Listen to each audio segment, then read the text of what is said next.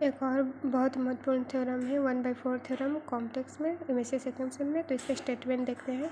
इसका स्टेटमेंट कहता है कि अगर एफ पी से बिलोंग करता है, ठीक है, and f object equal to, ये एक सीरीज़ है, power series z plus summation n equal to 2 to infinite n z to the power n, ठीक है। तो हमें प्रूफ करना है कि mod A2 is less than और इक्वल टू 2, एंड दूसरा प्रूफ करना है कि एफ ऑफ डी जो है कंटेन करता है W को, जहाँ पे W क्या है mod W is less than और इक्वल टू 1/4, यानी ये मॉड W एक सर्कल है या क्लोज डिस्क है जिसका ओरिजिन से मतलब 0 है, यानी सेंटर 0 है और रेडियस 1/4 है, ठीक है।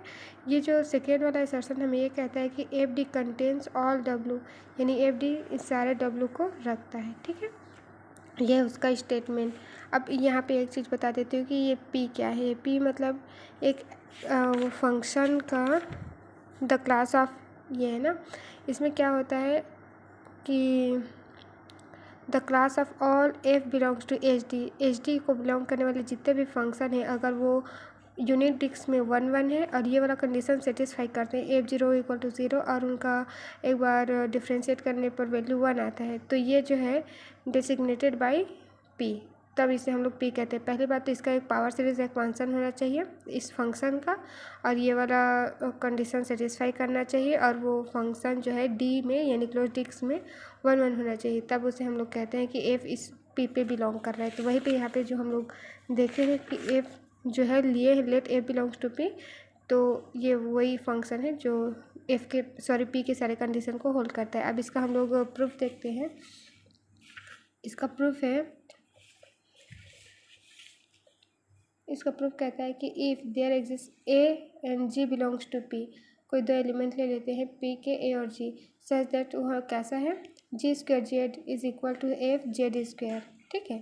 ये इसके इस फॉर्म में है, ठीक है।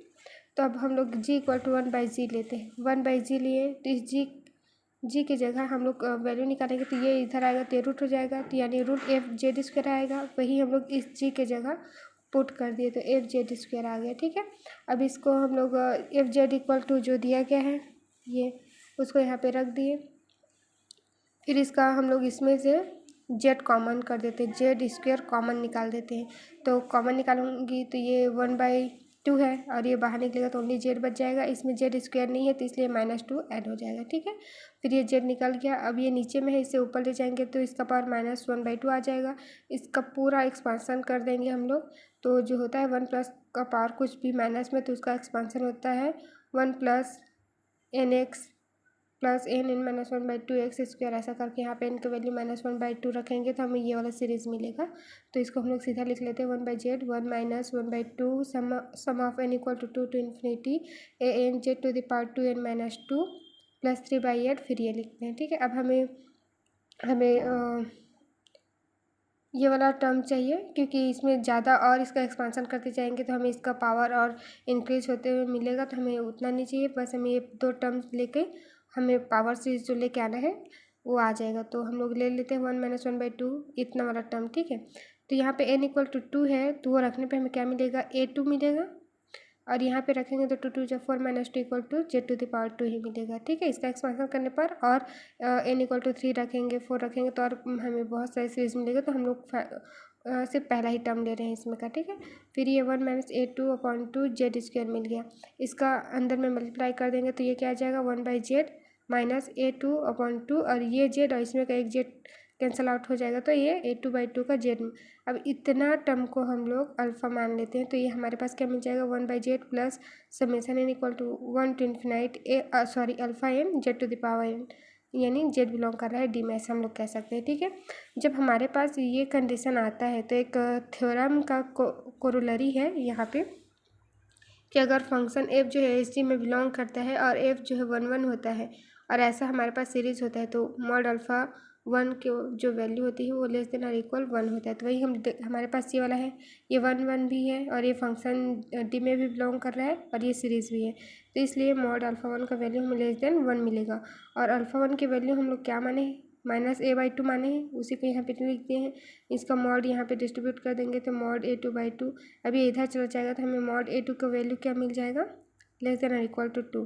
तो हमें जो पहला ए प्रूफ करना था कि mod A2 is less than और इक्वल टू 2 है, वो यहाँ पे प्रूफ हो गया। अब हम सेकंड प्रूफ करते हैं। हम सेकंड क्या प्रूफ करना है कि FD जो है सारे W को कंटेन करता है, ये प्रूफ करना है। तो हम लोग इसका अपोजिट मान के चलते हैं कि सपोज एक भी W FD में कंटेन नहीं करता, W does not belongs to FD।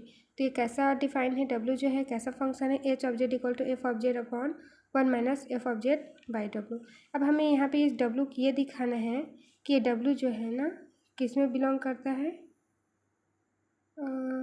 कैसे बनाते हैं, ऐसे बनाते हैं, हाँ इस वाले P में बिलोंग करते हैं। तो इसके लिए जो कंडीशन होते हैं कि F0 इक्वल टू 0 होना चाहिए और F डैश 0 इक्वल टू 1 होना चाहिए, F को 1 1 होना चाहिए, ऐसा करके जो 3 कंडीशन होता है ना P का, वो प्रूफ कराएंगे। तो पहले हम लोग W को कैसे फंक्शन के रूप में ले लिए, H of z equal to F of z upon 1 minus F of z upon W, ठीक है।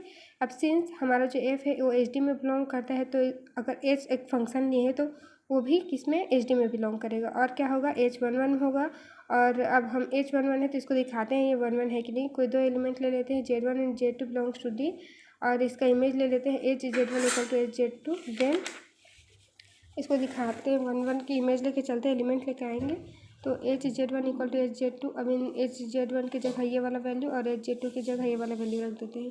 फिर इसका क्रॉस मल्टीप्लिकेशन कर देंगे तो ये आएगा, फिर ये दोनों कैंसल आउट हो जाएगा और हमारे पास FZ1 इक्वल टू FZ2 मिलेगा। सिंस F इज़ 1 1 है तो Z1 इक्वल टू Z2 मिल गया, यानी H क्या प्रूफ हो गया, 1 1 प्रूफ हो गया। पहला कंडीशन हो गया। अब P कोई फंक्शन जो है जब ऐसे इस P से बिलोंग करता है तब उसके पास एक पावर सीरीज एक्सपांसन होता है, तो वही लेके आएंगे पावर सीरीज, ठीक है। H of z equal to ये वाला फंक्शन जो माने हैं वो ये नीचे में से ऊपर ले जाएंगे तो इन्वर्स में हो जाएगा। फिर इसका एक्सपांसन कर देंगे, ये इसका है F ऑफ जेड का, आई सिंपल से इसका एक्सपांसन करेंगे तो माइनस माइनस ये प्लस हो जाएगा। फिर ये F of z upon ZW क्यों आया मुझे नहीं पता, इसलिए ZW लिख लेना। फिर है इनका अंदर में मल्टीप्लाई करेंगे तो हमें एक पावर सीरीज से एक्सपांसन ये मिल जाएगा, ठीक है। अब इसका ये वाला कंडीशन सेटिस्फाई हो गया। अब हम दिखाएंगे कि H0 इक्वल टू 0 और H0 इक्वल टू 1 होता है। तो देख लेते हैं H का वैल्यू हमें इतना मिला है, इसका वो करेंगे डिफ्रेंशिएट करेंगे तो H निकलेगा, ये 1 हो जाएगा, ये स्क्वायर सामने आएगा 2 A2 प्लस 1 बाई 2 Z मिल जाएगा। इसमें 0 वैल्यू रखेंगे तो 0 मिलेगा। इसमें हम लोग इसमें अगर हम लोग 0 वैल्यू रखेंगे तो 0 मिलेगा, और इसमें अगर 0 वैल्यू रखेंगे तो हमें 1 मिलेगा। यानी ये सारे कंडीशन P के सारे कंडीशन को सेटिस्फाई करता है, तो H इसमें बिलोंग कर गया, ठीक है। अब हम लोग फाइनली जो पहला प्रूफ किया है ना, अल्फ़ा नहीं, A2 इज़ लेस देन और इक्वल टू 2, उसी में इसको रख देते हैं। तो mod 1 by W minus mod A2 is less than और इक्वल टू, ये इनक्वलिटी ये होल्ड करेगा 1 अपॉन W प्लस A2, है ना। और ये डायरेक्ट लेस देन क्या हो जाएगा 2। अब इसमें यहाँ से 1 बाई W इसको इस साइड ट्रांसफ़र कर देंगे तो मॉड A2 प्लस 2 हो जाएगा। A2 का वैल्यू तो 2 होता ही है, 2 प्लस 2 4 हो गया, तो 1 बाई W इस लेस देन इक्वल टू 4 मिल गया। तो अगर W की वैल्यू निकालेंगे तो ये ग्रेटर देन इक्वल टू हो जाएगा 1 बाई 4, है ना। और every W does not belongs to FD के लिए, यानी FD जो है सारे W को कंटेन करता है, यानी सेकेंड को भी प्रूफ कर दिया।